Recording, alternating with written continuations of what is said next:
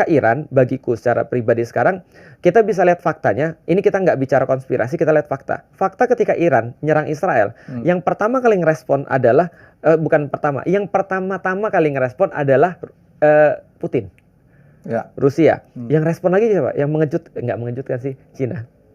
Yang respon lagi siapa? Korea Utara. Itu proksinya sini semua tuh ya? Proksinya semuanya proksinya Rusia.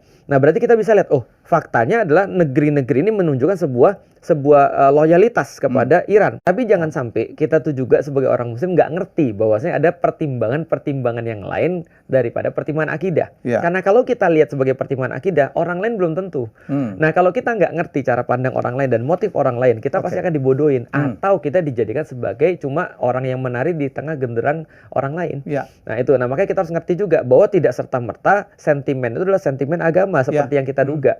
Misalnya contoh ketika orang ngelihat serangan Iran kepada Israel, orang bilang, wah ini keren banget. Maka Iran, bagiku secara pribadi sekarang, kita bisa lihat faktanya. Ini kita nggak bicara konspirasi, kita lihat fakta. Fakta ketika Iran nyerang Israel, yang pertama kali ngerespon adalah, bukan pertama, yang pertama-tama kali ngerespon adalah Putin, Rusia. Yang respon lagi siapa? Yang nggak mengejutkan sih, Cina.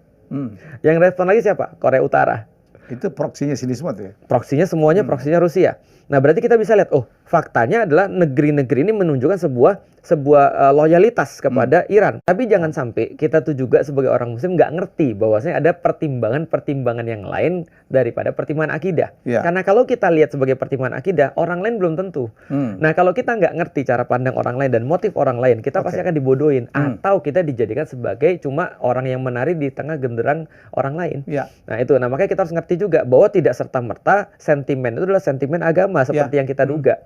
Misalnya contoh ketika orang ngelihat serangan Iran kepada Israel, orang bilang, wah ini keren banget.